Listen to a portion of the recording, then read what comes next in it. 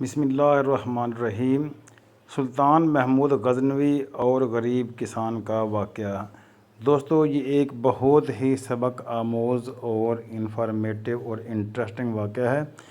غور سے سنیے گا، آپ کے لیے بہت اچھا ایک اخلاقی سبق دے کے جائے گا۔ سلطان محمود غزنوی کا دربار سجا ہوا تھا اور بے شمار لوگ، وزیر، مشیر اور عہدیدار بھی موجود تھے، جن میں علماء کرام، کتب اور ابدال بھی بیٹھے ہوئے تھے۔ محمود غزنوی نے سب کو مخاطب ہو کر فرمایا کہ آپ میں سے کوئی ایسا بندہ موجود ہے جو میری ملاقات حضرت خضر علیہ السلام سے کروا سکتا ہے۔ دربار میں خاموشی چھا گئی۔ ان میں ایک غریب کسان بھی موجود تھا۔ وہ کھڑا ہو کر کہنے لگا کہ اے حضور، میں آپ کو حضرت خضر علیہ السلام سے ملوا سکتا ہوں۔ صرف میں ہی ہوں وہ جو آپ کو حضرت خضر علیہ السلام کا دیدار کروا سکتا ہوں، لیکن اس کے لیے مجھے دربار کے کنارے 6 مہینے کا چلہ کاٹنا پڑے گا۔ سلطان محمود غزنوی نے کہا کہ آپ کو میری طرف سے اجازت ہے، آپ نے جہاں بھی جا کر چلہ کاٹنا ہے آپ کاٹ سکتے ہیں۔ اس کسان نے کہا کہ میری کچھ شرائط ہیں۔ سلطان نے پوچھا کہ تمہاری کیا شرائط ہیں؟ اس نے کہا کہ حضور، میں ایک غریب کسان ہوں، میرے چھوٹے چھوٹے بچے ہیں، میری بیوی ہے۔ اگر میں چلہ کاٹنے کے لیے دربار پر چلا گیا تو میری فیملی کو کھانے پینے کے لیے کون دے گا؟ سلطان محمود غزنوی نے کہا کہ میں ان کو کھانا پینے کے لیے کچھ رقم اور ضروریات زندگی کے لیے سامان بھجوا دیا کروں گا، آپ دربار پر جا کر اپنا کام شروع کریں۔ اس نے سلطان سے اجازت طلب کی اور دریا کے کنارے جا کر چلہ کاٹنے کے لیے بیٹھ گیا۔ جب 6 مہینے ہوئے تو سلطان نے اس کسان کو بلا کر کہا کہ آپ نے مجھ سے وعدہ کیا تھا کہ میں 6 مہینے چلہ کاٹنے کے بعد آپ کی حضرت خضر علیہ السلام سے ملاقات کروا سکتا ہوں۔ آپ کو 6 مہینے سے کچھ زیادہ کا عرصہ ہو گیا ہے، لیکن آپ اپنے وعدے کے مطابق اپنا کام کرنے میں ناکام ثابت ہوئے ہو۔ اس نے جواب دیا کہ حضور، چلہ کے درمیان مجھ سے کچھ پڑھائی اور کچھ وظائف الٹے سیدھے بن گئے ہیں۔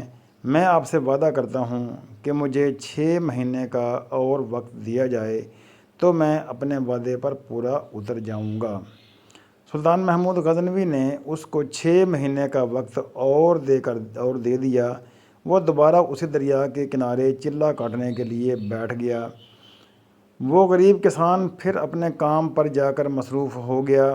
اس کسان نے اسی طرح سے پھر 6 مہینے گزار دیے۔ آخر کار پھر وقت پورا ہونے پر وہ کامیاب نہ ہو سکا۔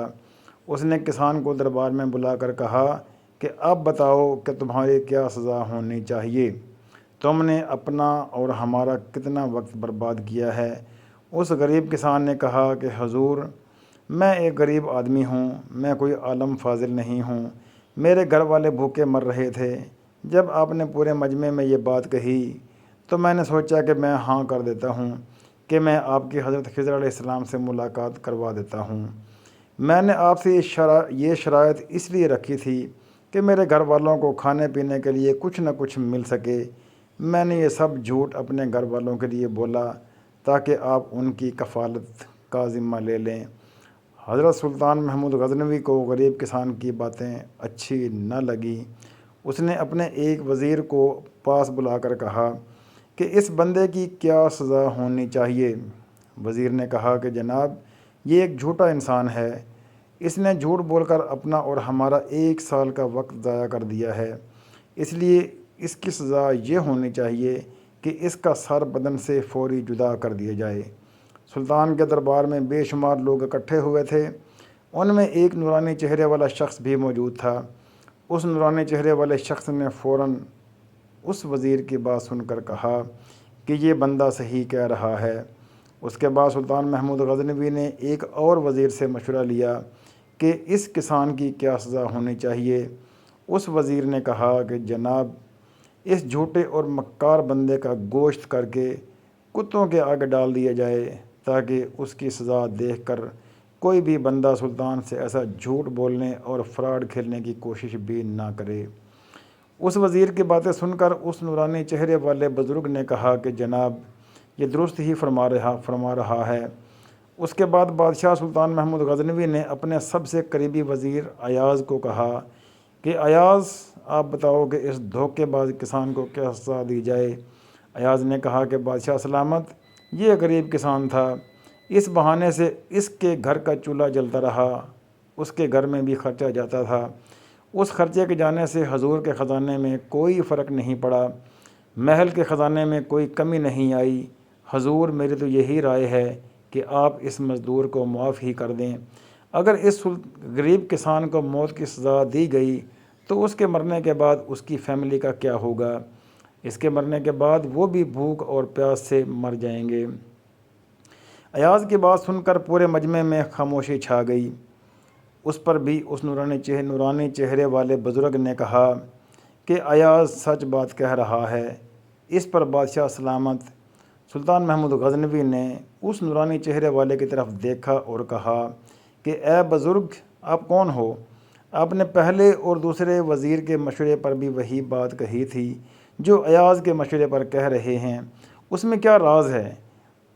اس بزرگ نے بادشاہ کو کہا کہ جناب، آپ نے پہلے وزیر سے اس کسان کو سزا دینے کی تجویز کا پوچھا تو اس نے اس کا گلا کاٹنے کی تجویز پیش کی، کیونکہ اس وزیر کا تعلق ایک قصائی فیملی سے تھا، اس لیے اس نے اپنے ذہن کے مطابق اس کی تجویز پیش کی تھی، کیونکہ قصائی کا کام ہی گوشت بنانا ہوتا ہے۔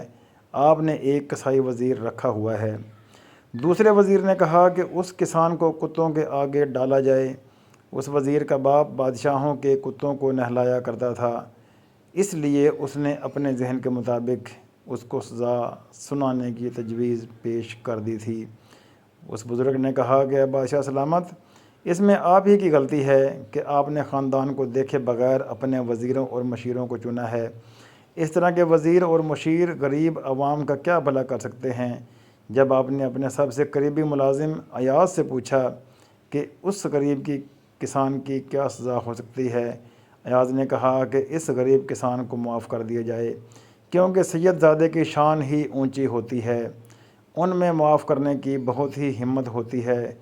سید زادوں کی یہ شان ہوتی ہے کہ انہوں نے اپنا سارا خاندان میدان کربلا میں ذبح کروا دیا تھا، لیکن وہ طاقت رکھنے کے باوجود بھی بدلے کے بارے میں کبھی بھی نہیں سوچا تھا۔